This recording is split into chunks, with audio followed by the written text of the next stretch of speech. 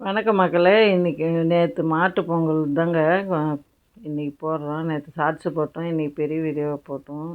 இந்த பட்டாடை கட்டுறது வந்து இந்த தென் பனை மரத்து ஓலை வெட்டின்னு வந்து இது மாதிரி வந்து அந்த ஓரத்தில் இருக்கிறது தனித்தனியாக ஓலை எடுத்துக்கின்னு இந்த ஓரத்தில் இருக்கிற குச்சி மாதிரி இருக்கிறத எடுத்துன்னு இது மாதிரி வந்து முடி போட்டுக்கணுங்க. 2 ஓலையில் இருக்கிற அந்த ஓரத்தில் இருக்கிற தொடப்பம் மாதிரி இருக்கிறது எடுத்துக்கின்னு பட்டாடை வந்து இது மாதிரி தாங்க போடணும். மாட்டுக்கு 6 பட்டாடை போடணும்.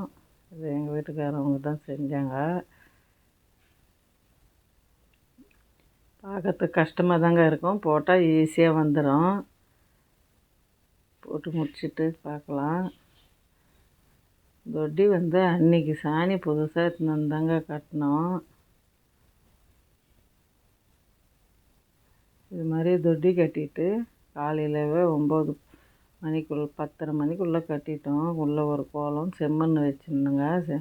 செம்மண் வச்சுட்டு புளியார் பிடிக்கணும். 9 புளியார் பிடிச்சி வைக்கணும். 3 சைடு இலை போட்டு வெத்தலை பாக்கு பாலாம் போட்டு நான் அந்த தையலை தாங்க போட்டேன். ஊசின இலையில் வைக்கணும். கிடைக்கல.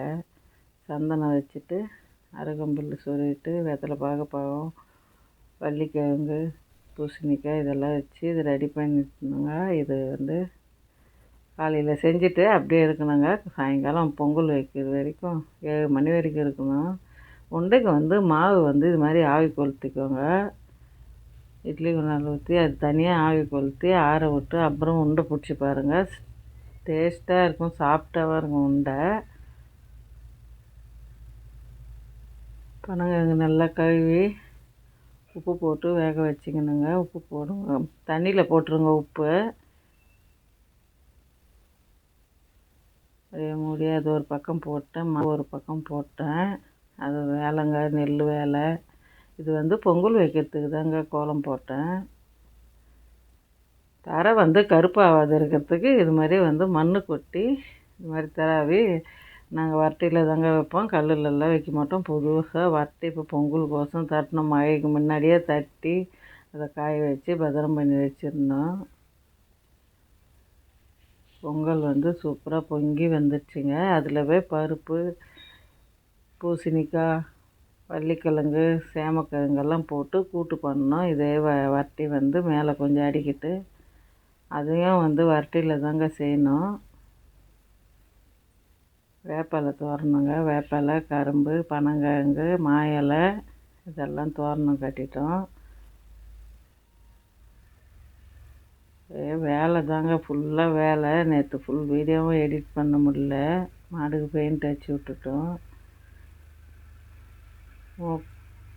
சங்கு மோரக்கவரெல்லாம் வாங்கின்னு வந்தேங்க. புதுசாக தான் வாங்கின்னு வந்து கட்டினேன். மொத்தம் போன வருஷத்து இதெல்லாம் போயிடுச்சு, அறுத்துட்டாங்க. இந்த அம்மா தான் வந்து கார்த்திகை மாதம் பிறந்தாங்க. ஃபஸ்ட்டு அவங்களுக்கு இவர் வந்து வெள்ளையா.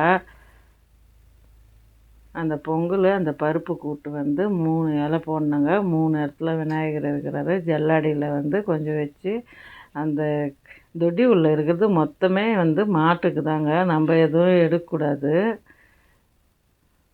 சாம்பிராணி போட்டு நல்லா சாமி கும்பிட்டாச்சுங்க. வீடை வந்து 3 சுற்றிக்கின்னு வரணும். மாட்டுக்கெல்லாம் போடணும். சாம்பிராணி வருஷத்துக்கு ஒரு வாட்டி. மாட்டு பொங்கல் மொத்தம் அந்த இலையில் எடுத்துன்னு வந்து மொத்தம் மாட்டுக்கு வச்சுட்டு இன்றைக்கி வந்து ரசம், மட்டனு, சிக்கனு, சாப்பாடு, முட்டை வறுவல், மீன் குழம்புங்க. இதுதான் இன்றைக்கி சமையல். இலை போட நடு வீட்டில் உண்டை, பனங்கிழங்கு. நீங்கள் வந்து உங்கள் ஊரில் எப்படி மாட்டு பொங்கல் கும்பிடுவீங்கன்ட்டு கமெண்ட்டில் சொல்லுங்கள். இந்த வீடியோ பிடிச்சிருந்தால் லைக் பண்ணுங்கள், ஷேர் பண்ணுங்கள். அவ்வளோதாங்க. தீபாவளிக்கு இருந்த பட்டாசு வந்து வச்சுட்டாங்க பசங்க.